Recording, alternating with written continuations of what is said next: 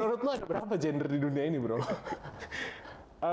Obat-obatan, izin edar dan sebagainya itu tergantung dari industri farmasinya itu, lu bisa tanggung jawab nggak sama yang lu bikin gitu. Sebenarnya lebih parah nge-vape atau ngerokok sih, bro?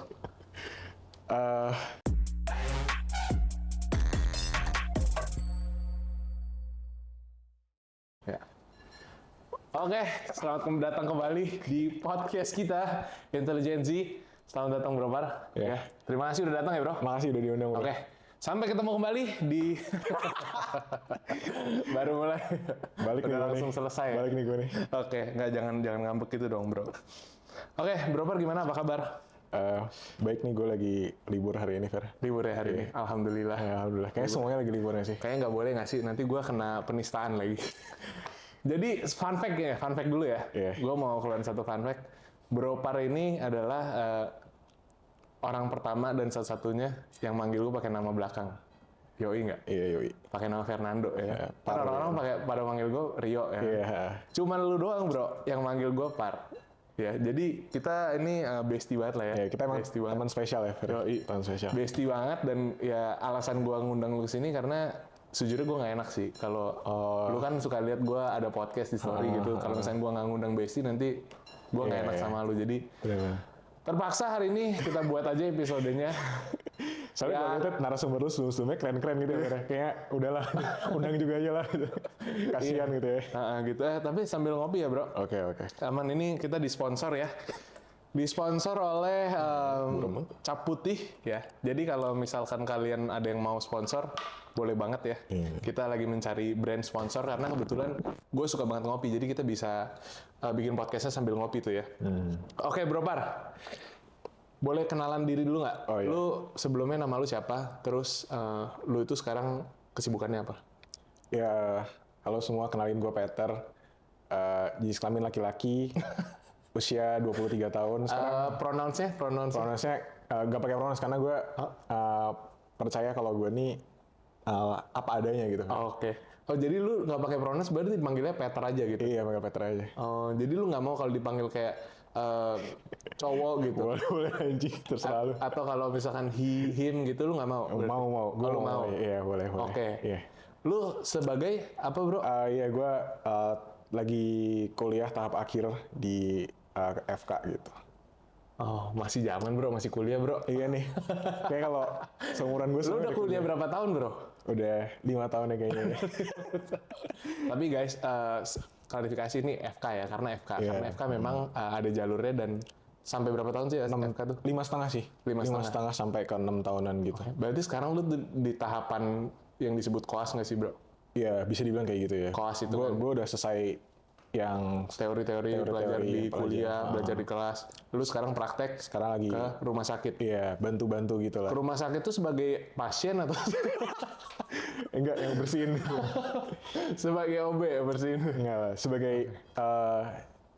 sebagai pengamat sih, bro. Kalau di rumah sakit gue sih kayak lu ngeliatin dokter-dokter yang lebih senior gimana kerjanya gitu. Gimana cara mereka nanganin pasien gitu-gitulah. Sambil belajar-belajar. Jadi hari ini gue banyak mau ngomongin sama lu tentang kesehatan sih, bro. Karena khususnya lu kan dari FK ya. Dan memang gue lihat kalau teman-teman gue yang di Fakultas Kedokteran sih ada beberapa ya. Jadi kalau intelijensi ini, bro, gue jelasin dulu sebelumnya. Gue itu pengennya... Kenapa? Podcast apa nih?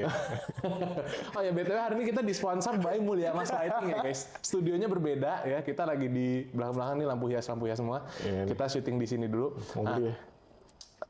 Kan gue jadi lupa kan tadi ngomong apa.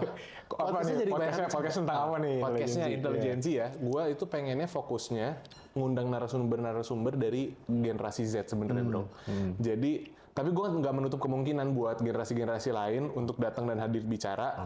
Sebenarnya gue lebih nggak punya koneksi sih, bro. Oh iya. Undang yang tua-tua. Karena teman gue banyakan Gen Z, udah gue undang sepantaran aja biar gampang ya. Gitu. Nah, tapi gue kedoknya memang gue sengaja nih buat Gen Z gitu. Nah, temen gue yang Gen Z sih ada beberapa yang Fakultas Kedokteran, bro. Tapi kalau dari gue lihat sih memang lu orang yang bekerja keras dan lu menurut gue pengetahuan lu luas lah. Iya, bro. Makanya gue undang lu ke sini. Jadi kalau lu nggak bisa jawab pertanyaan-pertanyaan gue, lu parah nih berarti. Podcast ini tidak tayang gitu ya. Oke, pertama kita ngomongin gender dulu, bro. Kan tadi lu sempat ngomongin gender. Berat banget. Gua tadinya udah nggak mau ngomongin gender. Lu ngomongin gender. Ngapain diomongin? Menurut lu ada berapa gender di dunia ini, bro? Gender tuh apa ya? Aku Gender bedain itu ya sama kelamin, jenis kelamin. Ya ada dua, Fer. Ada dua. Ada dua. Berarti lu nggak memvalidasi orang-orang yang berubah gender, berubah kelamin. Wah, ini susah ya pertanyaannya ya. Iya, kalau gampang mah kita nggak podcast. Namanya tongkrongan warung.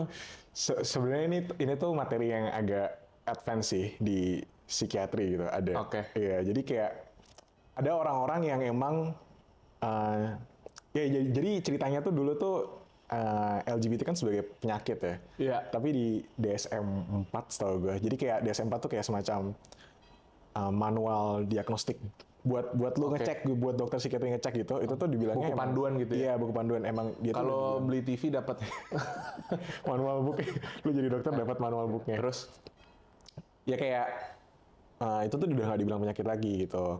Kenapanya gue jadi juga awalnya penyakit. Jadi nah, kita bukan penyakit, kita nggak ngomongin penyakit ya, tapi disorder lah, kelainan Oke, gitu. kelainan disorder. Oke, berarti ternyata orang-orang transgender, orang-orang yang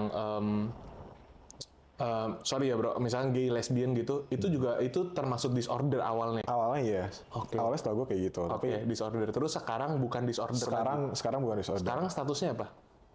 Apa ya? Nggak ada statusnya sih. Tidak diketahui Iya, aja nggak gitu. diketahui Unknown. Gue juga nggak ngerti sih. Location unknown ya. Oke. Tapi beda, Fer. Maksudnya kayak lu maksudnya ada ciri-ciri lain lah, nggak semuanya tuh yang terkait gitu-gituan tuh emang nggak disorder gitu. Ada yang emang lu diketahui itu disorder, lu diketahui itu gangguan gitu, kayak lu sengaja pakai pakaian lawan jenis, itu tuh emang setahu gue tuh ada deh. Maksudnya beda-beda tipenya, yang trans apalah Oke, gitu. iya benar. Jadi Itu ya- sampai ada ratusan apa ribuan gender gitu bro sekarang di gitu ya? Amerika. Iya, sekarang ratusan. Pronounce-nya ada banyak juga dong. Iya. Berarti lu harus bawa kamus pronounce. Kan nanti kalau nggak- kira-kira kayak gitu. Kalau nggak disalahin gitu ya. Iya. Kalau nggak nanti lu bisa kena itu Iya. ya, Apa? somasi. Oh iya benar. Salah pronounce zaman sekarang kayak gitu ya. Iya, jadi tapi kalau dari lu sendiri, lu percaya di dunia ini cuma ada dua gender? Ya maksudnya kan kayak kalau gue di rumah sakit emang ditanyain jenis kelamin apa, laki-laki dan perempuan gitu. Jadi ya gue juga belajar di FK ya cuma belajar dua itu bro, nggak belajar yang lain-lain gitu sih. Kalau di Indonesia banyak nggak sih bro? Dalam artinya gini, kalau kita lihat di US, karena US juga media udah sangat terbuka, publik udah sangat terbuka, memang bahkan agenda LGBT-nya itu sendiri didorong, orang-orang jadi kayak free untuk mengungkapkan, malah di-encourage untuk mengungkapkan. Makanya banyak kejadian juga, orang-orang yang tadinya nggak begitu, tapi karena mereka merasa mereka accepted as a group, apa akhirnya ya udah mereka kayak jadi explore yang tadinya nggak begitu, tadinya normal-normal aja nih, cowok suka cewek, cewek suka cowok gitu, atau baik-baik aja dengan gendernya masing-masing, tapi karena saking berkembang komunitasnya, di encourage, udah nggak apa-apa, lu tuh harus explore apa segala macam, akhirnya orang jadi explore, akhirnya orang nyoba, akhirnya ada yang mungkin normal-normal aja tapi akhirnya mengaku-ngaku gitu loh. Nah di Indonesia banyak nggak sih, pernah nggak lu ada maksudnya kasus gitu misalkan di rumah sakit gitu ya, orangnya nggak mau dipanggil mbak atau bapak gitu, atau dia ditanya nih usia 71, kalau jenis kelamin, wah saya nggak bisa sebutin pak gitu. Ada nggak? Nggak ada lah, nggak se ekstrim itu. Berarti di Indonesia belum se ekstrim itu ya ideologinya. Iya. Oke. Ya. Menurut lu itu Masih normal-normal aja. Oke. Menurut lu di Indonesia masih normal-normal aja. Memang belum ada ya. Iya, tapi kalau kasus-kasus ya Vera, kayak kasus-kasus gitu pasti ada lah yang hubungan sesama jenis gitu-gitu. Kan ya nggak dipungkiri lah ya gitu. Oh, Gitu. ada kasusnya. Ada kasus. Siapa? Sama siapa lagi? Oke, itu ngomongin gender ya. Gue sebenarnya nggak pengen ngomongin gender, tapi karena tadi lu sebut. Oke. Gimana sih? Nah, yang pengen gue ngomongin hari ini adalah tentang kesehatan dan juga plus kesehatan fisik dan kesehatan mental dari generasi-generasi kita, bro. Oke. Gimana? Lu mau konsul apa nih? Jangan dong, jangan. Gue nggak mau konsul. Belum jadi dokter. Gue baik-baik aja. Lu baik-baik aja? Oh, nggak boleh. Iya, sebaiknya nggak boleh ngasih resep lah, nggak boleh ngasih. Oke, tapi kalau pengobatan konsulin gitu. boleh lah ya. Iya. Ngobrol-ngobrol nggak apa-apa. Iya, kalau podcast nggak apa-apa dong. Podcast nggak apa-apa. Oke, jadi gue pengen ngomongin tentang kesehatan dari fisik dulu deh bro. Fisik dulu. Nah sekarang yang lagi ngetren banget itu adalah polusi. Nah, yang pengen gue ngomongin hari ini adalah tentang kesehatan dan juga plus kesehatan fisik dan kesehatan mental dari generasi-generasi kita, bro. Oke. Gimana? Lu mau konsul apa nih? Jangan dong, jangan. Gue nggak mau konsul. Belum jadi dokter. Gue baik-baik aja. Lu baik-baik aja. Oh, nggak boleh. Iya, sebaiknya nggak boleh ngasih resep lah, nggak boleh ngasih. Oke, tapi kalau konsulin boleh lah ya. Iya. Kalau ngobrol-ngobrol nggak apa-apa. Iya, kalau podcast nggak apa-apa. Podcast nggak apa-apa. Oke, jadi gue pengen ngomongin tentang kesehatan dari fisik dulu deh, bro. Fisik dulu. Nah, sekarang yang lagi ngetren banget itu adalah polusi. Salah satunya adalah polusi Jakarta. Ya, itu sampai banyak lah teman-teman kita, bahkan teman kita sendiri ya, itu katanya ISPA gitu. Aduh, takut deh. Gimana ya, bro? Karena gue juga bingung gitu sebagai masyarakat gitu ya. Kalau misalkan dibilang, oh lu harus ngurangin polusi apa segala macam. Sedangkan misalkan transportasi infrastrukturnya belum sebagus itu ya. Terus masih banyak kasus-kasus ya. Misalkan pelecehan mungkin buat cewek nih. Gimana caranya buat anak-anak muda ini kita kalau mau ngurangin polusi ya, solusinya mesti kayak gimana? Karena kita mau pakai transportasi umum juga kadang-kadang nggak memadai. Kadang-kadang ada yang nggak lewat daerah itu. Terus misalkan pun lewat, misalkan ya, yang sering terjadi juga itu salah satu karyawan gue macet, telat, ya karena rame. Terus habis itu belum lagi kejahatan-kejahatan seksual di transportasi umum. Menurut lu gimana? Ya, emangnya gue gubernur ya. tapi emang ini sih, maksudnya emang setuju sih kayak kalau menurut gue sendiri ya, lu suruh pakai transportasi umum tuh zaman sekarang tuh kalau buat di Jakarta saat ini menurut gue nggak semuanya bisa. Oke. Kayak gue dari rumah ke tempat kuliah, gue nggak mau naik transportasi umum gitu. Gue 1 jam 2 jam bisa gitu ke sana. Sedangkan kalau gue naik mobil atau motor setengah jam nyampe. Kan malah lebih cepat naik mobil, naik motor kan. Mau macet juga gitu. Jadi kayak ya sebenarnya gue kurang setuju ya cara kita mengurangi polusi itu adalah dengan gak naik mobil, gak naik motor gitu. Karena menurut gue dari dulu juga jumlah mobil motor juga udah banyak gitu. Kayak setuju. Sebenarnya yang salah itu, maksudnya ayolah masa mobil motor bisa sampai bikin langit tuh abu-abu gitu ya. Gak tau ya, gue bukan anak teknik lingkungan atau teknik. tapi menurut gue ada faktor yang jauh lebih banyak sih dibanding kita doang. Tapi menurut pengalaman pribadi lo, polusi Jakarta makin parah apa enggak? Nih lu keluar nih, lu keluar sehari-hari ya, lu pergi kuliah, kayak, ini polusi. Gak ada anjir orang pergi keluar aja. Maksud gua lu pada saat lu bernafas, karena ada orang-orang yang bilang gini, bro, iya nih, gila gua sekarang sampai sesak nafas, sampai ISPA ya, infeksi saluran pernafasan ya kan. Iya. Padahal nih ya, gua ada satu fakta menarik juga, bro. Ya. Jadi sebenarnya kalau kita lihat polusi itu kan bukan sesuatu hal yang tiba-tiba datang gitu ya. Polusi itu kan numpuk, bro. Ya. Berkepanjangan ya. Berkepanjangan. Maksudnya kecil, nambah, makin lama makin gede ya dong. Ya, nggak tiba-tiba. Ya Jakarta nomor berapa sih, bro? Terparah di dunia? Satu apa 2 gitu ya. Jadi banyak juga tuh, bro. Gue lihat di news ya. Itu ada yang nomor 2, ada yang nomor 5, ada yang nomor 1. Kalau nggak salah sih nomor 1 Tangerang. Nah, gue juga nggak ngerti nih. Kenapa Tangerang bisa lebih parah daripada Jakarta? Gue juga nggak ngerti. Nah, padahal Tangerang mobilnya lebih dikit. Betul. Tapi ya ini nggak tiba-tiba Jakarta tuh jadi nomor 2, bro. Ya, kalau kita lihat ada nih artikelnya tahun 2020 ya, Jakarta itu udah artikelnya ada di sini. Oh, nanti ada di atas ini. Nanti di sini.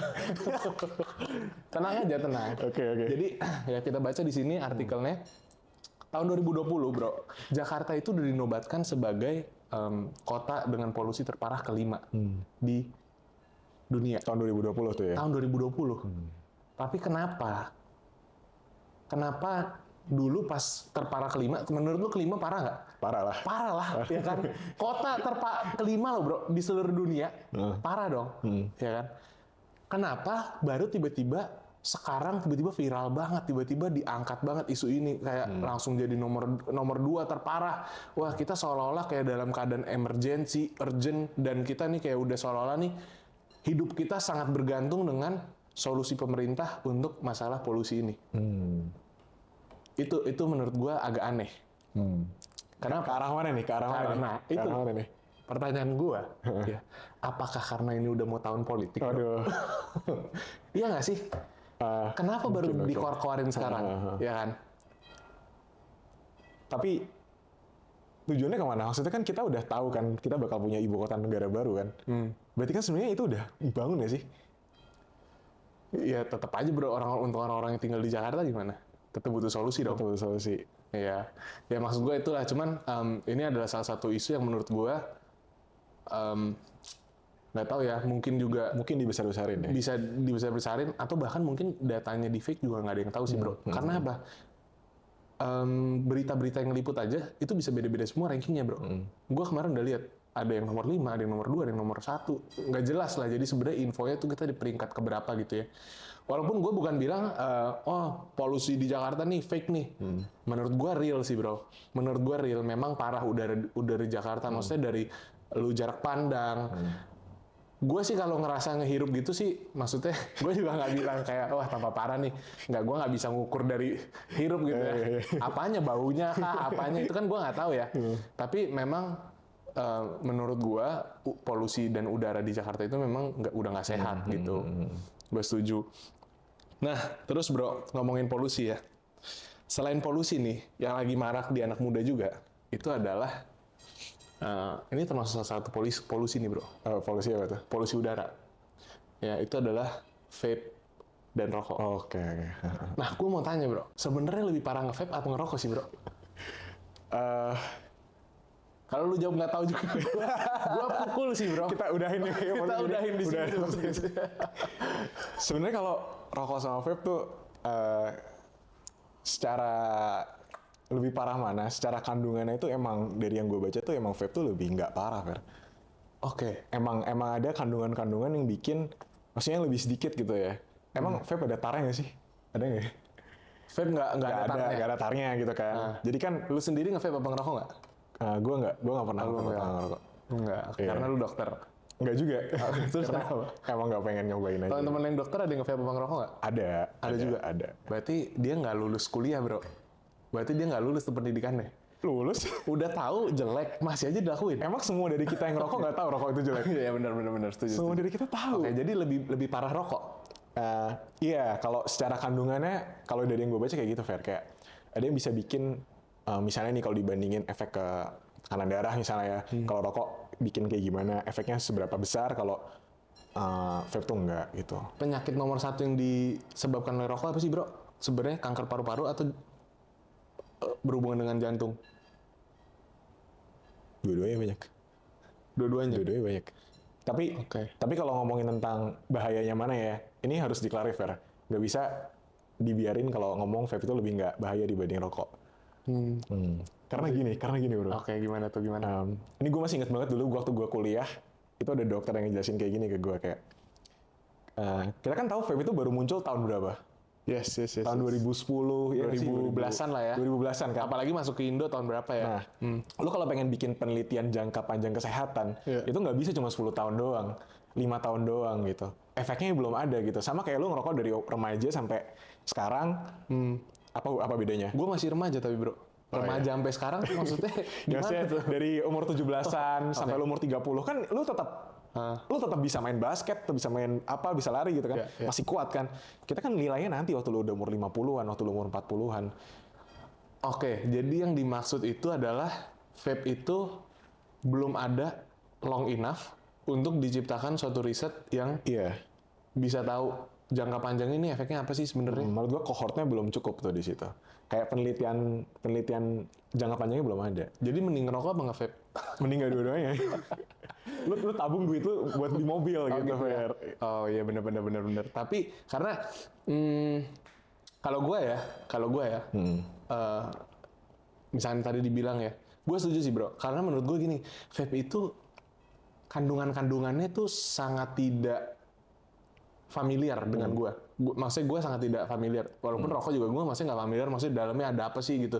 Cuma kan kita udah sering dengar. Rokok tuh isinya tuh kayak gini. Bisa membuat ini. Ya. Tapi kalau vape tuh sama sekali kita nggak pernah dengar nih kandungan ini yang berbahaya tuh ini bisa buat kayak gini. Ya. Ada sih sebenarnya bro salah satu artikel habisnya kita masuk.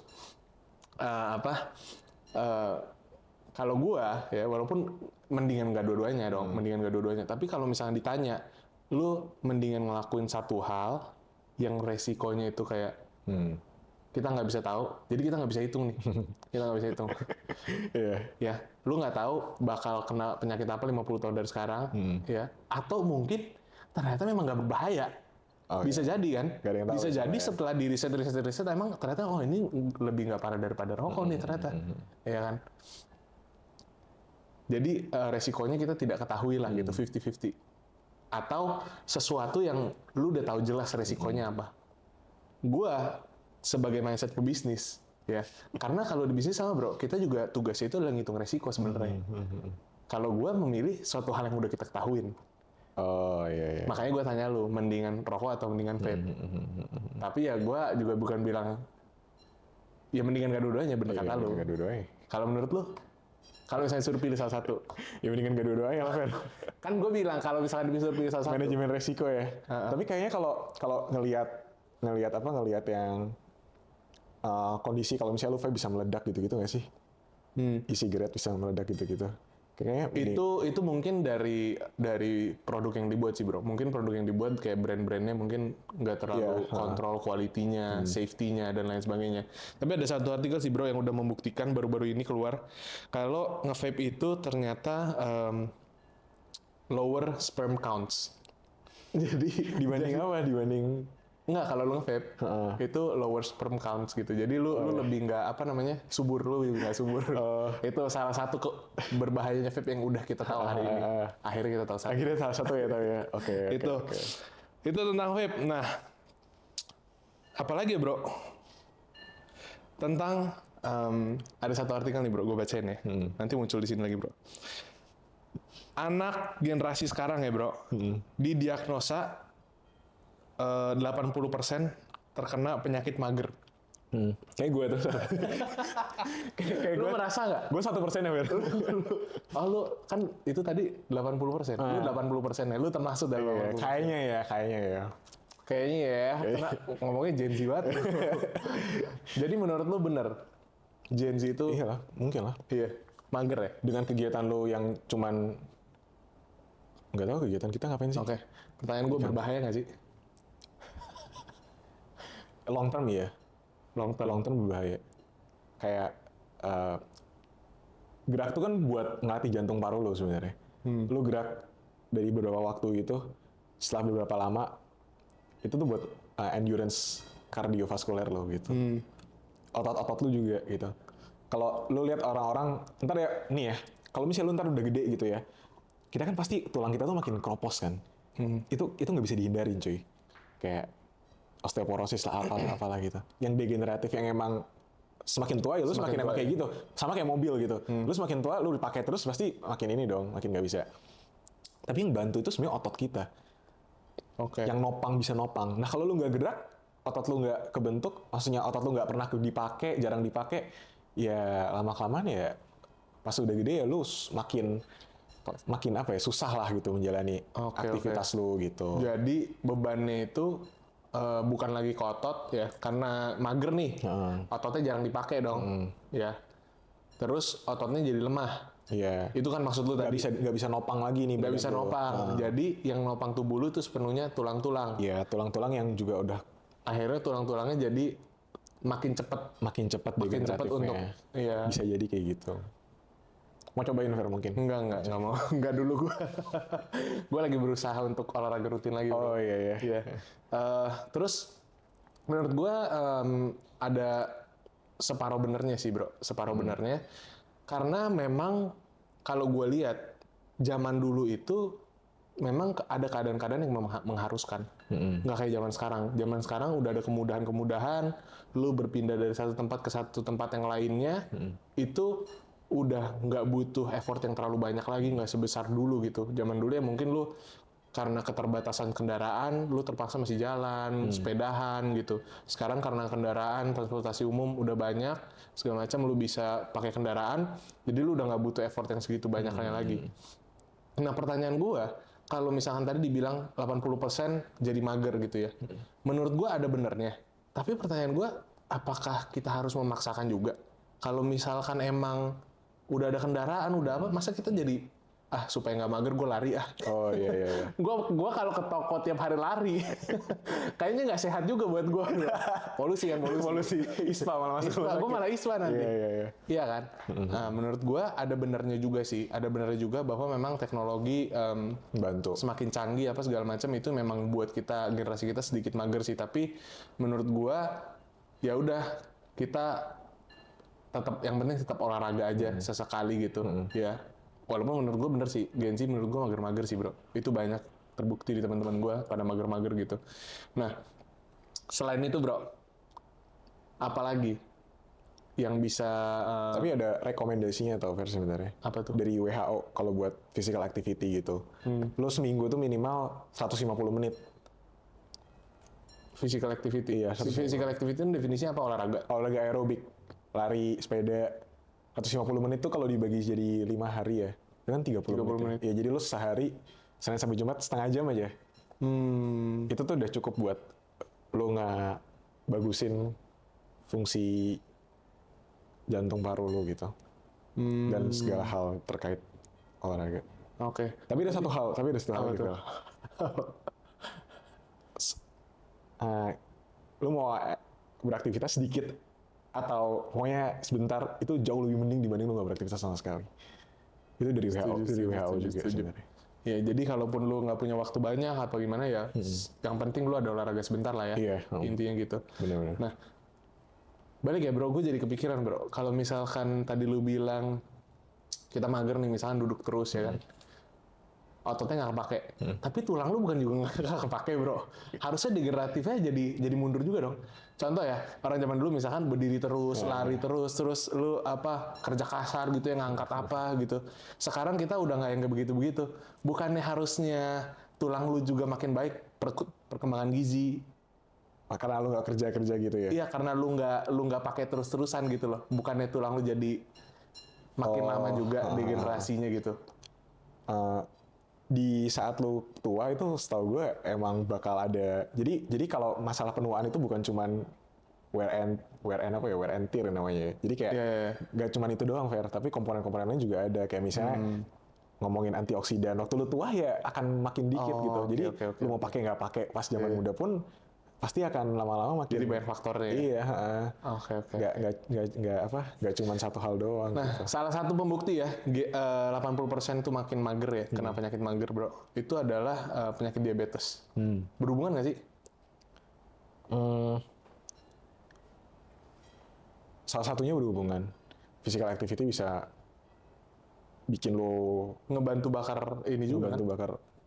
Kalau misalnya lu olahraga nih, lu bakar gula yang ada dalam tubuh lu dong, ya kan? Jadi akhirnya preventif untuk level gula yang terlalu tinggi. Ya, nah itu ada datanya juga bro. Jadi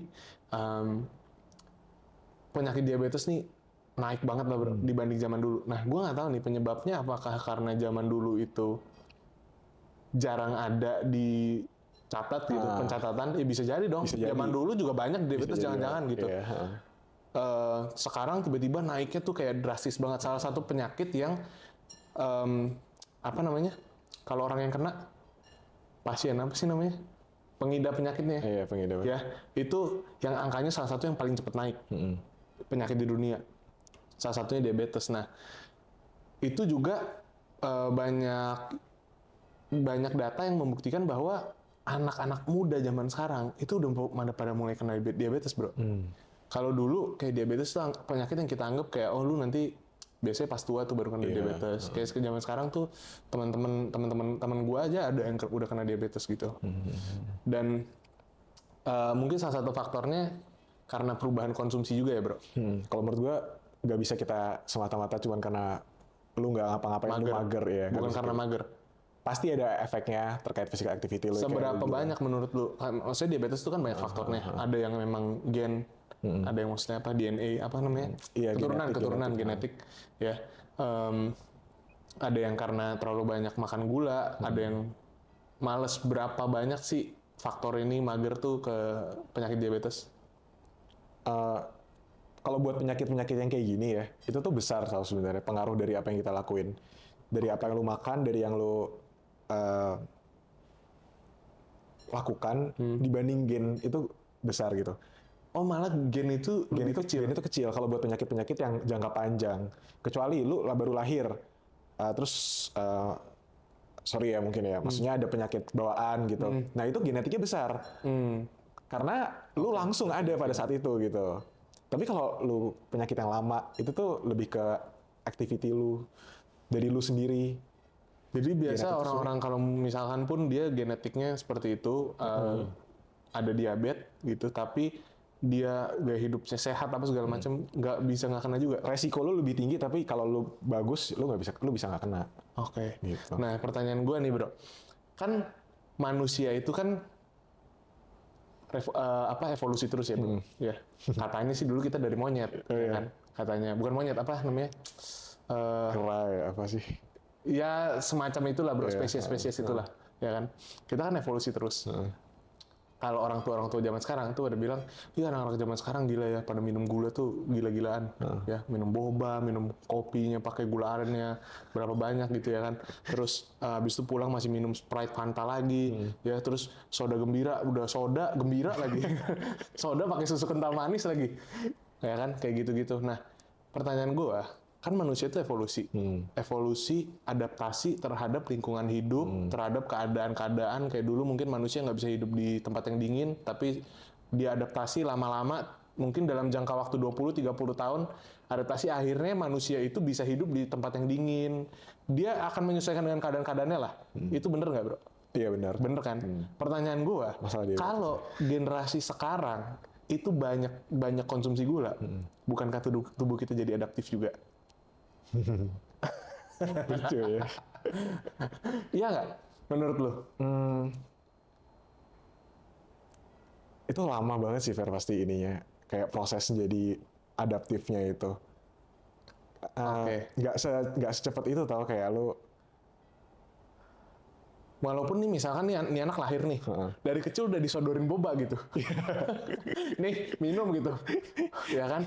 Ah, dia dari kecil udah konsumsi. Maksud gua kan orang-orang kan punya batasnya tuh bro.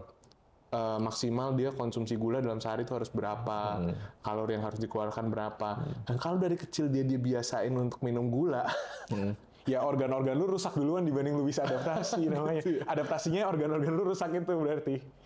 Kayak gue gak pernah denger sih kayak misalnya lu ngerokok gitu ya 5 bungkus jadi lama-lama badan lu bisa beradaptasi, gak bisa gitu.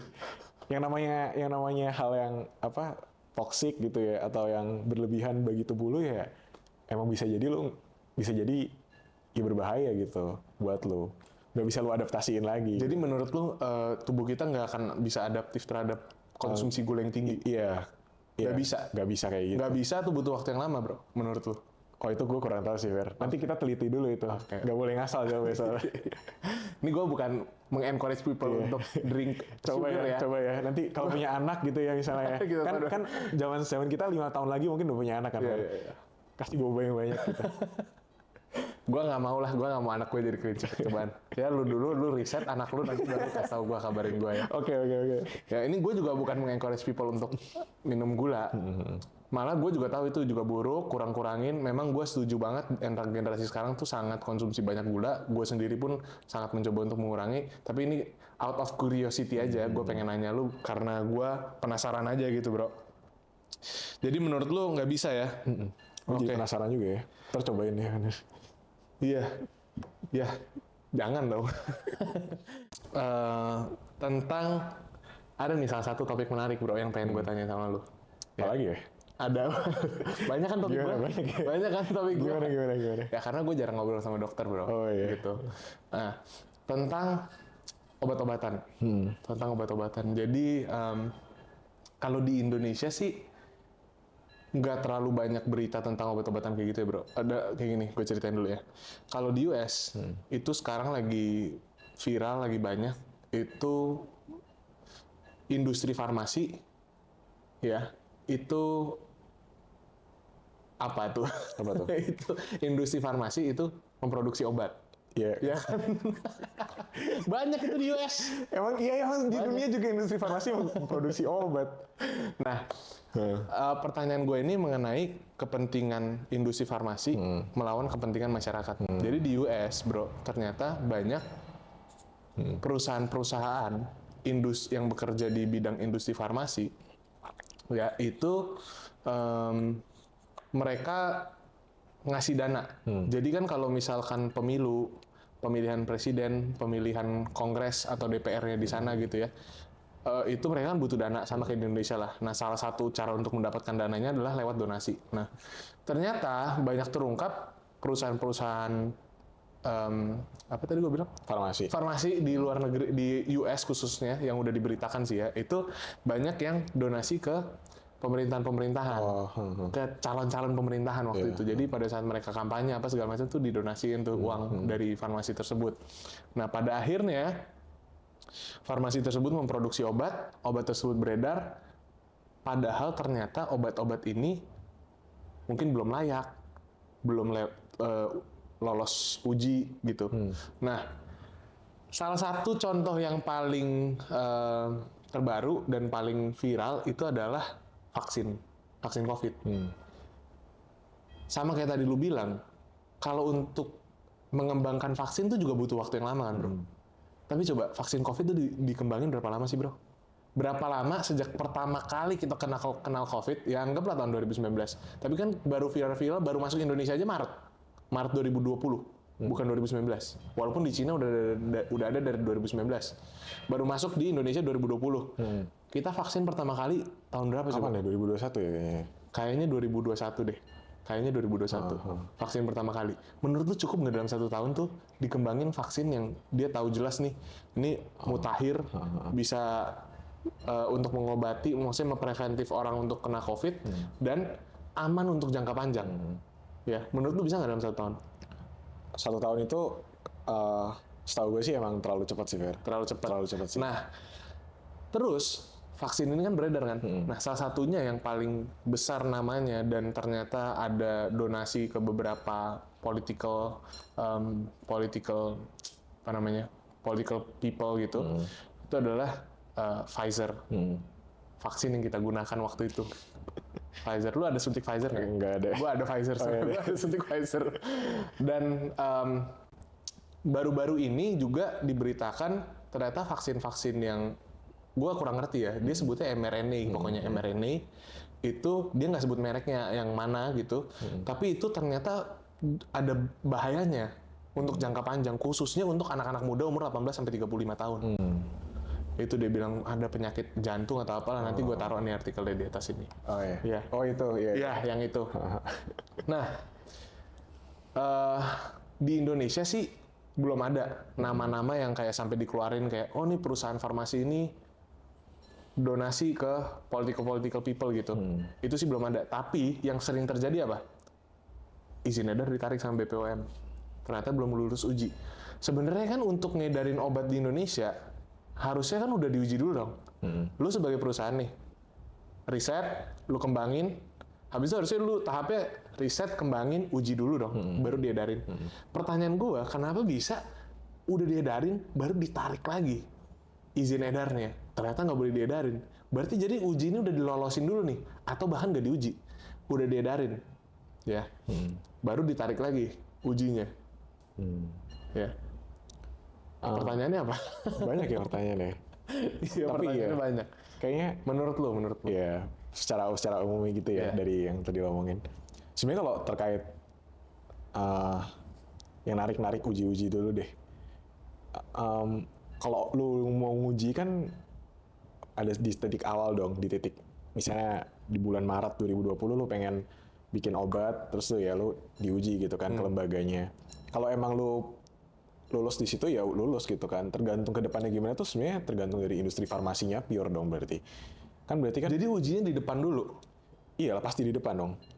Kalau perkara periodiknya gimana iya atau enggak, gue nggak belajar tentang itu sih, Fer. Kayak apakah diuji atau enggak gitu ya. Tapi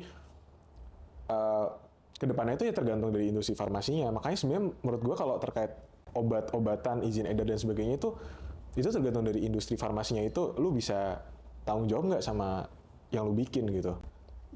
Kayak gimana dari pemantauan lu ke orang-orang yang minum obat-obat lu itu ada efek samping apa.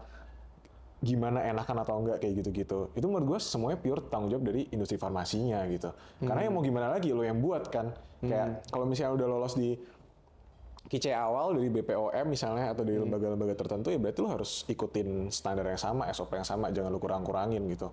Karena kan nanti yang kasihan kan orang-orang ya masyarakat. Jadi yang terjadi itu berarti setelah uji mungkin ada yang dia biar irit gue dikurang-kurangin ininya atau Mungkin dia ya. pakai pengganti apa segala macam. Oke gitu. Mungkin ya, soalnya tapi menurut gue itu bukan perusahaan yang besar-besar sih. Kayak kalau perusahaan besar pasti punya SOP. Karena harus ada kredibilitas yang mereka jaga. Iya, Nah, soalnya gini bro, kalau kita kan masyarakat awam kan gue sebagai apalagi orang yang bukan di fakultas kedokteran ya, gue nggak ngerti bro yang kayak gitu-gitu. Jadi pokoknya dokter ngomong apa, iklan ngomong ini obat batuk, ya udah gue percaya aja itu obat batuk gitu loh. Iya kan. Nah, lu sebagai dokter kalau misalkan untuk preskripsiin orang, itu lu tahu dari mana obat ini memang udah terbukti nih. Lu ada guidance-nya kah? Atau lu harus pelajarin, lu cari satu-satu atau gimana? Atau bahkan mungkin ya, ini cuma mungkin teori gua doang. Teori gua, apakah mungkin rumah sakit itu juga ternyata di-endorse oleh beberapa brand farmasi yang nih lu kalau ada orang sakit ini preskripsiin pakai obat gue nih yang ini gitu. Sebenarnya kalau cara seorang dokter nentuin orang butuh obat apa itu ya yang kita pelajarin selama pendidikan sih. Kayak lu belajar 10 tahun buat lu tahu lu butuh obat apa gitu. Misalnya ya, lu demam kan lu dikasih paracetamol. Ya berarti dokternya pasti akan kasih paracetamol. Tergantung dari paracetamol kan pasti nggak cuma satu perusahaan yang bikin, ada beberapa perusahaan gitu. Nah itu kan ya sebenarnya bebas-bebas aja dokternya mau ngasih apa, tergantung dari availabilitas rumah sakit itu apa. Nggak semuanya nggak satu rumah sakit harus punya banyak semua merek gitu obat gitu loh. Kan nggak mungkin dong gitu. Gitu sih. Tapi kalau perkara nge-endorse, kayaknya bukan di-endorse sih. Kayak lebih ke, ya lu sediain obatnya di rumah sakit itu buat dipakai sama pasien-pasien. Lu kan nggak mungkin dong misalnya nih, ada dokter praktek, terus, oh iya nanti beli obat ini ya, ini. Cari di mana? Ya cari sendiri kan nggak mungkin dong. Maksudnya kan harus ada farmasinya kan ya. Gua ngerti. Sakit Gua paham. Gitunya. Nah, tapi kan misalkan kayak tadi ya paracetamol, kan brandnya banyak bro. Brandnya banyak. Dan maksudnya ini, gue nggak tahu ya, beda-beda macam nggak sih? Maksudnya pasti kandungannya juga ada yang beda-beda nggak sih? Nah, tahu yang misalkan, tapi sama-sama paracetamol semua. Tahu yang mana harus dikasih tuh gimana bro? Itu berdasarkan pengalaman sih Fer sebenarnya. Makanya kita tuh nggak pernah kayak emang ada guidelines-nya, lu demam kasih ini, lu demam. Tapi ada hal-hal yang kayak lu baru tahu mana yang bagus, mana yang apa itu pas lu udah jadi dokter nanti. Gue benar-benar nggak punya pengalaman tentang itu, tapi kayak tapi kalau misalnya kandungan beda-beda gitu tuh nggak bisa, karena kan lu harus lolos BPOM kan. Lu beda bikin obat ya lu. Oh jadi semua kandungannya sama paracetamol 500 ya paracetamol 500 semua misalnya gitu. Nggak ada yang ditambahin. Jadi cuma beda nama brand doang gitu. Nggak, misalkan gini mas, gue gini. Kan ada obat batuk doang. Ada batuk berdahak. Ada batuk nih, tapi bisa nyembuhin pilek juga. Ya beda-beda itu kandungannya beda-beda. Komposisinya tapi beda-beda. memang juga itu gejalanya juga beda-beda gitu ya. Kalau oke. Ngerti gue. Nah, kalau misalkan kita sebagai masyarakat awam ya, yang nggak tahu nih, dan gue nggak mungkin, rasanya gue sebagai masyarakat awam tuh nggak mungkin tiap kali gue mau beli obat, cari tahu dulu di internet, baca jurnal apa segala macam. Gue pasti percaya aja apa kata apoteker, gue percaya kata-kata dokter gitu. Sebagai masyarakat awam, saran lu gimana caranya supaya kita juga pertama bisa teredukasi, kedua juga bisa jangan sampai salah gitu. Karena kayak contoh ya, vaksin COVID deh. Itu menurut gue sangat disayangkan dan berbahaya banget. Setelah gue pikir-pikir lagi, dulu gue pas disuruh vaksin sama pemerintah, gue vaksin aja bro, gue nggak pernah mempertanyakan. Ya dulu banyak kan sebenarnya pas zaman COVID itu banyak yang viral tuh kayak menolak vaksin apa segala. Gue kira tuh orang-orang itu kayak apaan sih nggak jelas banget, orang-orang gila nih. Tapi setelah gue pikir-pikir lagi, kayak ternyata mereka punya argumen-argumen yang ya maksudnya cukup valid. Kayak misalkan salah satunya, ini belum terlalu lama dikembangkan untuk lu ketahui efek-efek sampingnya dan lain sebagainya, sehingga sangat membahayakan kalau lu pakein ke orang sekarang gitu loh. Nah itu gimana sebagai masyarakat awam kita? Kalau gue disuruh vaksin atau enggak, dengan gue tahu efek samping kayak gitu, gue tetap akan vaksin, Fer. Karena kejadian efek samping yang lu bilang itu tuh sebenarnya very rare, sangat jarang gitu. Di uji klinis pasti akan ketahuan gitu, kayak lu tahu, nih namanya obat nggak ada yang 100% lu bisa benar-benar aman gitu. Obat tuberkulosis, ada kemungkinan lu bisa dapat penurunan pendengaran, ada kemungkinan lu bisa gangguan hati, semua ada kemungkinannya. Tapi kan lu udah tahu resikonya. Dalam artian gini, kayak tadi gue bilang, balik lagi, segala hal yang gue tahu resikonya itu akan gue lebih pilih. Misalkan contoh ya, tadi obat apa? Tuberkulosis. Nah, lu misalkan gue didiagnosa amit-amit, terus lu bilang sama gue, nih obatnya bisa nyembuhin, tapi ada kemungkinannya. Lu bisa turun pendengaran, lu bisa ini, lu bisa itu. Oke, gue ngambil keputusan dengan akal budi dan seluruh pertimbangan gue. Oh, gue bisa kena ini, tapi ya udahlah, nggak sebanding sama penyakit utama gue. Ya udah kalau gue penurunan pendengaran ya udah gitu. Ya at least gue tahu dan bisa mempertimbangkan untuk diri gue sendiri. Kalau resikonya lu nggak tahu, lu mau pakai? Itu kembali lagi ke prinsip risk sama benefit, Fer. Emang lu tahu kalau misalnya lu terinfeksi COVID, lu bakal dirawat inap berapa hari? Nah, vaksin COVID terbukti mencegah itu, gitu. Itu ada penelitiannya, kayak vaksin lu mencegah berapa persen kemungkinan lu dirawat inap. Yang gue tahu, yang seingat gue 97%, lu kemungkinan nggak akan dirawat inap kalau misalnya lu vaksin lengkap. Vaksin gitu. lengkap, kena COVID, 97% kemungkinan lu nggak dirawat inap. Iya, gejala lu ringan, mild, moderate gitu. Yang kita takutin kan orang-orang, kenapa sih orang-orang takut COVID? Langsung meninggal, Fer. Nggak bisa ngapa-ngapain. Gitu. Sekarang lu tahu nih, ada kemungkinan kayak gitu. Ditambah lagi, kata lu tadi banyak populasi diabetes. Orang diabetes tuh imunnya jelek. Nggak bisa kayak kita nih. Kalau misalnya orang-orang sehat, lu kena COVID, lu sembuh sendiri cuy. Kenapa? Karena imun lu bagus. Tapi kalau orang diabetes, imun lu impaired gitu, kayak terganggu, lebih lama nggak sembuh atau mungkin lebih berat gejalanya. Nah, vaksin COVID mencegah itu. Perkara ada yang efek samping apa-apa itu balik lagi ke risk sama benefit gitu. Lu mau nembangin vaksin sampai 3 tahun, ya semua orang udah kena COVID cuy. Udah berapa orang dirawat inap gitu. Bed capacity udah nggak cukup di rumah sakit dan sebagainya gitu. Itu apa ya? Ya dan balik lagi itu kayak lu nggak bisa tahu mana yang akan terjadi gitu. Karena setahu gue yang efek samping yang tadi lo omongin itu tuh autoimun gitu namanya. Jadi kayak penyakit autoimun, yang penyakit autoimun tuh nggak ada yang tahu gitu. Lu cuma tahu kalau itu tuh prevalensi. Kayak contohnya lupus. Orang yang terkena lupus biasanya perempuan. Lupus tuh kayak gejala autoimun, suatu penyakit autoimun gitu. Kayak lu bisa ada rash di muka dan sebagainya gitu. Banyak nyerang organnya banyak gitu. Ya, lu cuma tahu epidemiologinya tuh, gue belajarnya perempuan usia muda gitu. Lu bisa pakai bahasa manusia. Oh iya. Pakai bahasa Indonesia. Jadi intinya kayak epidemiologinya apa tuh, bro? Lu nggak pernah tahu siapa yang bisa terjangkit itu gitu. Maksudnya kayak kan tadi lu bilang perempuan orang-orang yang muda itu tuh bisa berbahaya gitu. Ya mungkin emang kayak gitu, tapi itu rare, very rare gitu. Kalau misalnya lu dibandingin sama semua orang yang terkena vaksin, yang kena vaksin COVID, terus yang kena efek samping itu tuh very rare gitu loh, Fer. Gitu. Jadi emang dan itu ya pasti kalau misalnya ketemu kasus kayak gitu ya pasti langsung diteliti kayak mekanismenya gimana, kenapa bisa bikin kayak gitu, cara mencegahnya gimana gitu. Jadi menurut lu karena faktor risk and benefit itu nggak apa-apa untuk put something yang belum terreset fully to other people's body, yang lu nggak tahu faktor resiko jangka panjangnya apa. Menurut lu itu risk and benefit itu memvalidasi.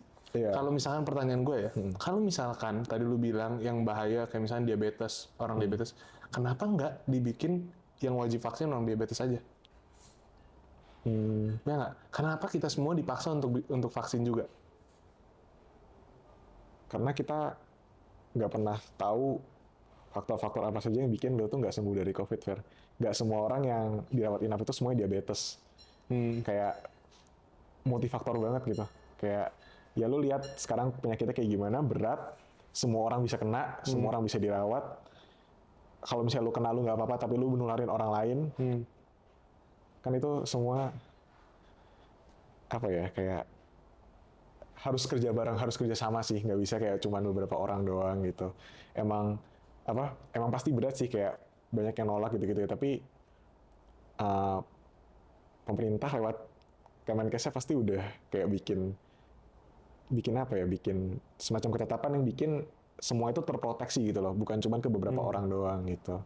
Makanya emang apa ya emang itu tugasnya pemerintah sih, biar dalam tanda kutip mengayomi lu, biar semuanya tuh bisa dilindungin gitu loh. Mungkin lu emang nggak akan kenapa-napa gitu, tapi orang-orang di sekitar lu, orang-orang di sekitar lu dengan diabetes dan udah tua, kan harus kita yang bantu juga gitu loh, nggak bisa. Iya gitu. Sebenarnya argumen gue tuh bukan yang gue bilang bahwa vaksin COVID ini berbahaya. Itu cuma contoh doang, karena kebetulan udah ada artikel yang keluar bahkan dari pemerintah di Florida, di US. Pemerintahnya sendiri yang ngeluarin bahwa vaksin ini tuh ada bahayanya jangka panjang untuk anak-anak muda gitu loh. Nah ini sebagai contoh doang.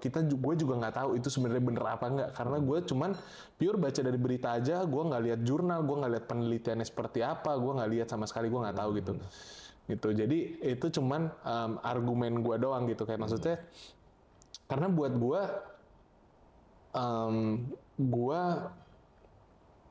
yang punya badan nih, harusnya gue yang punya keputusan untuk apa yang mau dimasukin ke dalam badan gue, gitu. Gue nggak mau sesuatu hal kayak tadi, karena gue sangat memikirkan kayak tadi ya bro, risk faktornya. Jadi gue sangat memperhitungkan resikonya apa nih kalau misalnya kayak gini. Sama itu karena mungkin kebawa dari bisnis ya bro. Jadi gue mau ngelakuin sesuatu, kira-kira nih kalau kayak gini resikonya apa ya? Resikonya sebanding nggak dengan benefitnya, gitu.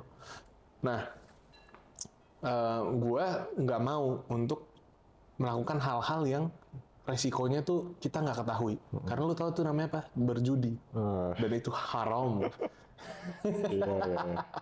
Gitu. Kalau gue, berarti prinsip lu selama risk dan benefitnya itu jelas, masih lu tahu tujuannya, gitu ya. Kayak tadi lu bilang lah, mungkin untuk menyelamatkan orang-orang untuk supaya nggak langsung meninggal dan lain sebagainya.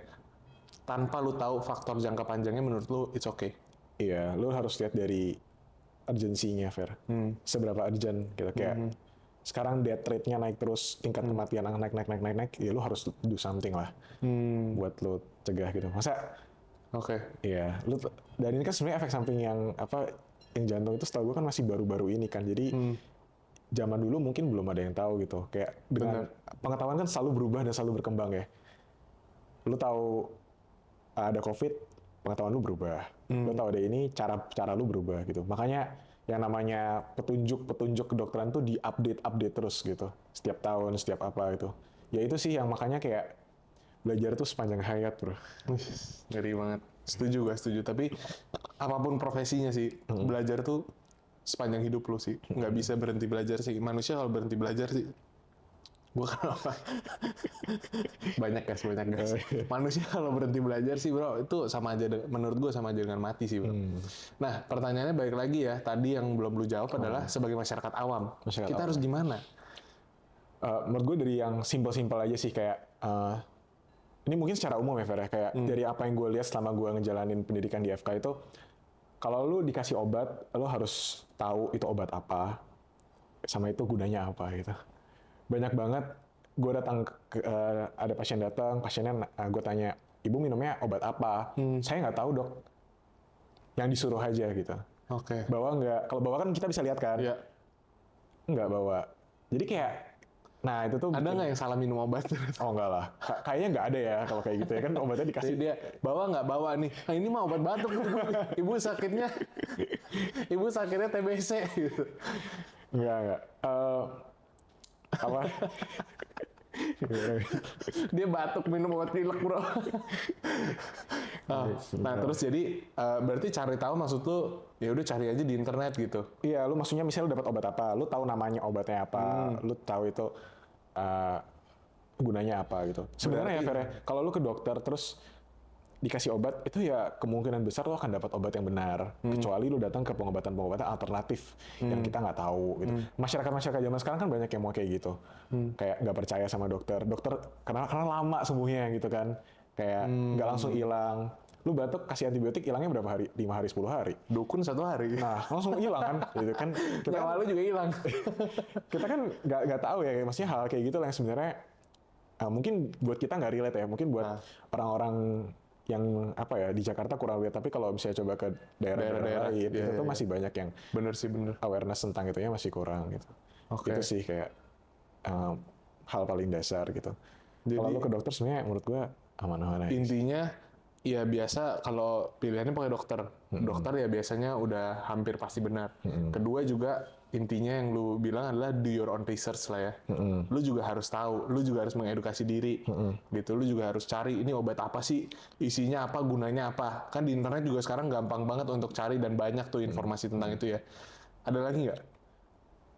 Do your own research tapi jangan do your own decisions gitu. Jangan make your own decisions. Oke. Obatnya, oh saya sakit perut, Ya. saya kurangin oh saya sakit perut 2 kali sehari, saya minumnya sekali aja lah gitu. Jangan. Kalau obat-obat cuman kayak obat mual, obat demam, itu kan obat buat gejalanya doang tuh, buat itunya doang nggak apa-apa. Tapi kalau antibiotik buat ngebunuh si bakteri, lu cuman mau minum 1 kali karena lu mual, efeknya banyak gitu. Kayak bisa nggak sembuh, bisa kebal sama obatnya gitu-gitu. Jadi kalau ada apa-apa ya ke dokter gitu, ke dokter lagi gitu. Ya emang meskipun kita menurut gue zaman sekarang gampang banget Fer, kayak lihat dari mana-mana, dari Google, dari ChatGPT juga lu bisa tanya kok sebenarnya. Kayak gini, what is my diagnosis gitu, itu bisa semua. Oh iya? Gue pernah cobain. Jadi gitu. sekarang dokter nggak guna dong? Nah tapi hal-hal kayak gitu. Kan self-diagnose. Terutama mental health ya. kayak gitu-gitu tuh, kayak hal-hal yang kayak gitu tuh, yang menurut gue, ya dokter tuh masih berperan di situnya gitu. Kayak decision makingnya tuh yang menurut gue nggak bisa digantiin sih. Oke. Gue ada satu sih bro tips yang menurut gue keluarga gue tuh pakai banget. Itu adalah punya teman dokter sih bro. Iya. Jadi misalkan nih, karena biasanya menurut gue ya itu sangat penting second opinion. Jadi lu tanya ke orang yang berbeda-beda. Biasa misalkan gue pergi ke dokter nih, dikasih obat nih. Nah terus nyokap gue akan tanya ke teman dia lagi yang dokter nih kayak, obat ini bener nggak, bagus nggak obat ini gitu. Dia akan tanya second opinion. Nah biasanya kenapa temen?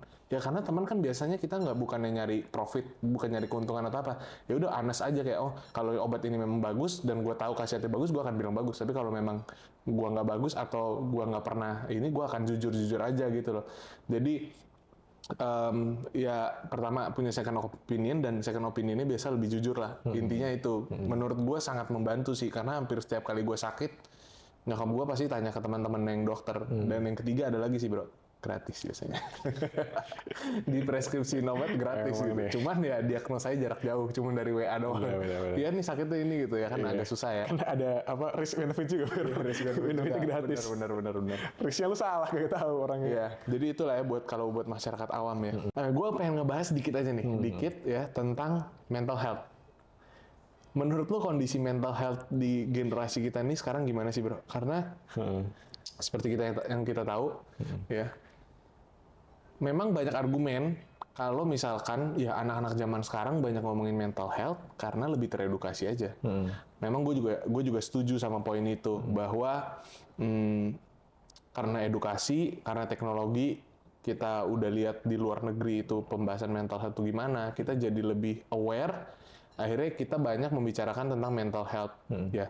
Jadi kita lebih milih untuk apa kayak work life balance lah, kayak gitu-gitulah. Ya kata-kata yang baru muncul tuh pada saat kita tuh mulai teredukasi tentang mental health, kayak contohnya healing kayak gitu kan. Kan dulu mana ada gitu kata-kata yang kayak gitu. Nah, menurut lo mental health di generasi kita sekarang tuh gimana? Gue setuju juga sih Fer sama poin lo yang lo bilang kayak edukasi itu bikin kita kayak makin tahu tentang kondisi-kondisinya gitu. Kayak ingat gak sih zaman dulu COVID itu banyak banget webinar mental health, terus kayak tiap hari tuh ya, setiap organisasi, mau setiap fakultas, setiap universitas. Gue pernah buat webinarnya mental health kan. Gue pernah buat. Terus undangnya psikolog, psikiater. Jadi emang apa itu semua orang pasti tahu cuy, kayak udah semakin teredukasi gitu. Bagusnya menurut gue poinnya adalah orang-orang yang misalnya ada episode depresi gitu ya, misalnya mereka punya gangguan mood, ya lu bisa ketangkep lah gitu. Jadi kayak mereka berobat ke dokter dan sebagainya, ya itu menurut gue poin utamanya gitu. Tapi banyak juga sih sebenarnya orang-orang yang kayak mungkin self diagnose gitu ya, Fer, kayak gitu-gitu. Nah itu menurut gue kayak gue nggak tahu ya orang yang self diagnose tuh self treatment atau enggak, gue nggak tahu. Kayak apakah lu beneran minta obat, karena menurut gue nggak mungkin gitu kan, susah kan, lu nggak boleh dong minta obat psikiatri tanpa resep gitu ya. Tapi yang gue takut tuh adalah, maksudnya yang menurut gue jadi poin pikiran gue tambahan adalah jangan sampai lu apa-apa lu mikir lu depresi, lu stres, terus akhirnya lu butuh senang-senang, kebanyakan senang-senang yang akhirnya bikin produktivitas itu malah berkurang gitu sih. Kayak kayak lu cuma menjadikan stres lu, yang pasti semua orang, lu kerja pasti stres lah, lu kerja pasti capek lah gitu. Jangan sampai hal kayak gitu tuh lu malah bikin itu tuh buat nurunin nekan produktivitas lu gitu. Kalau itu menurut gue concern gue sih, kayak kalau perkara orang yang sakit, kayaknya gue rasa mereka akan ke dokter sih dengan kondisi yang saat ini. Jadi kalau menurut lu stres dan depresi karena kerjaan itu nggak tergolong mental health? Oh, sangat susah, atau ada kriteria resmi, ada kriteria yang pasti lu tuh mental health disorder atau enggak. Ya sih, gue setuju banget sih. Banyak banget orang-orang yang kayak nggak tahu dapat info dari mana. Ya pokoknya bilangnya kayak mental health gue belakangan ini lagi nggak baik, lagi nggak bagus. Padahal mungkin ya cuman ya udah ya sekedar stres biasa, namanya juga hidup, bro. Ya kan, penuh rintangan dan tantangan hidup ya kan. Jadi kita sebagai anak muda harus langsung masuk motivational Monday. Banyak orang yang cuman ya kerja dikit ya langsung kayak aduh gue kayak butuh healing kayak gitu-gitu. Itu valid nggak kalau misalkan orang-orang yang kan, karena gini ya bro, karena mental health itu kan sesuatu yang kalau misalnya lu bilang jangan sampai self diagnose, bukankah mental health itu sesuatu yang di self diagnose? Karena gimana caranya lu tahu kesehatan mental gue? Cara lu gimana? Maksudnya, lu kan nggak bisa tahu apa yang gue rasakan, bro. Lu nggak tahu. Gue bilang nih, gue stres. Lu nggak tahu apa stres yang gue rasakan, seberat apa stres yang gue rasakan. Bukannya justru mental health itu self diagnose? Sebenarnya bukan self diagnose harusnya, tapi lu self awareness terhadap diri lu sendiri. Lu harus sadar, dan kalau lu emang ngerasa kayak gitu, lu seek help ke orang lain. Bukan kayak lu melabel diri lu dengan sesuatu, jadi lu pergi ke suatu komunitas, misalnya lu suatu komunitas kerja, lu nggak survive di sana, dan lu berlindung di balik diagnosis lu yang lu bikin sendiri gitu loh. Kayak gitu. Karena itu mungkin salah satu contoh yang gue bilang ya, maksudnya kan nggak semua orang kayak gitu ya, Mas. Tapi jangan ngasal sih, maksudnya kayak lu nge-label diri lu dengan gitu, karena susah loh. Maksudnya gue sebagai koas pun tahu ini depresi atau enggak itu banyak banget kriteria. Lu harus gangguan makan, lu harus ada gangguan makan, gangguan tidur. Oh iya. Harus punya perasaan malas ngapa-ngapain, harus ada perasaan lu biasa aja saat melakukan sesuatu yang biasanya bikin lu senang dalam waktu minimal 2 minggu. Ya kali ya, gak tahu. Tapi maksudnya lupa lah 2 minggu atau berapa lah ya. Durasinya lupa lah ya. Durasinya 2 minggu, 1 bulan atau berapa gitu. Tapi ada itunya kriteria kayak gitunya gitu. Jadi lu nggak bisa 3 hari ini, aduh gue depresi. Gue setuju banget sih bro. Gue setuju banget sih. Kayak penting banget sih ini menurut gue untuk mengedukasi orang jangan bersembunyi di balik alasan mental health anjir. Iya kan? Kayak maksudnya ya udah, kita memang hidup tuh ya hidup memang keras, ada aja masalahnya gitu loh. Hidup memang keras. Jangan setiap kali ada masalah bilangnya lu mental health, lu butuh healing. Baru kerja berapa minggu, wah udah langsung wah toksik banget di kantor nih. Gua nggak bisa sama kantor yang kayak gini gitu-gitu. Ya. Terus pindah apa segala macem gitu.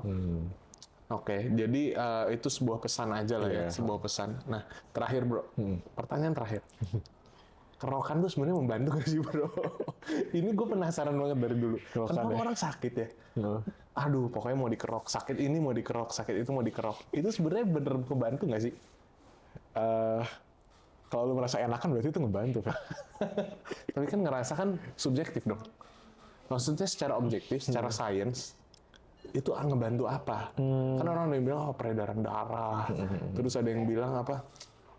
Membuka pori-pori, apalah gue juga nggak tahu tuh argumen untuk kerokan tuh apa. Gue sendiri sih nggak pernah kerokan ya. Tapi menurut lu kerokan tuh emang beneran ngebantu atau suges atau malah berbahaya? Gue belum pernah mempelajari tentang bahaya kerokan ya. Tapi menurut gue kalau sesuatu itu yang nggak berbahaya dan itu bisa membantu lo, menurut gue ya silahkan aja.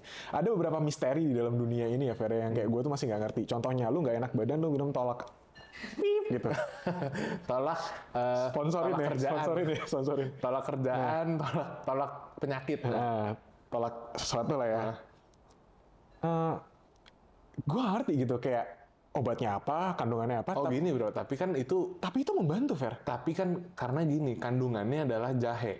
Oh, Jahe itu memang udah terkenal obat tradisional. Banyak menyembuhkan penyakit-penyakit yang kita bilang kayak gitu lah, nggak enak badan. Mungkin kalau orang Indonesia bilang masuk angin. Sebenarnya kalau di luar, kalau lu bilang masuk angin tuh translate bahasa Inggris, masuk angin tuh nggak ada bro. Dalam kamus bahasa Inggris dan kamus-kamus dunia luar tuh nggak ada masuk angin. Adanya ya udah cold, flu, atau lu batuk, pilek, sakit kepala, itu ada. Tapi kalau masuk angin tuh nggak ada. Nah cuman kan itu jelas. Kalau menurut gua itu jelas. Karena dalamnya tahu jelas kandungannya. Salah satunya jahe. Jahe udah terkenal dari dulu obat tradisional.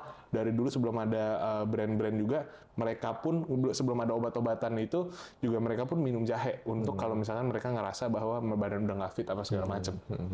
Gitu. Itu sih. Jadi kalau kerokan nggak tahu ya, masih misteri ya. Oh iya, jadi kayak misalnya nih ya, kalau pendapat gue sih mungkin pas dulu di kerokan sakit tuh, terus pas lu lepas dari kerokannya jadi enakan gitu. Jadi mungkin kayak rasa sakitnya tuh lu jadi fokusnya ke sana doang. Jadi kayak rasa gak enak di badan lu tuh kayak teralihkan gitu loh ke belakang itu. Itu mungkin pendapat kayak pemikiran gue ya gitu. Kayak, Pemikiran lo. Iya, mungkin revert gitu lah. Oke, Bro Par, kalau gitu itu aja untuk podcast hari ini. Kita udah cukup lama ya ngobrolnya. Berapa lama? 2 hari. Thank you banget bro udah datang. Thank you banget. Thank you. Semoga kita ada kesempatan lagi untuk ngobrol-ngobrol di podcast selanjutnya. Oke. Bye-bye.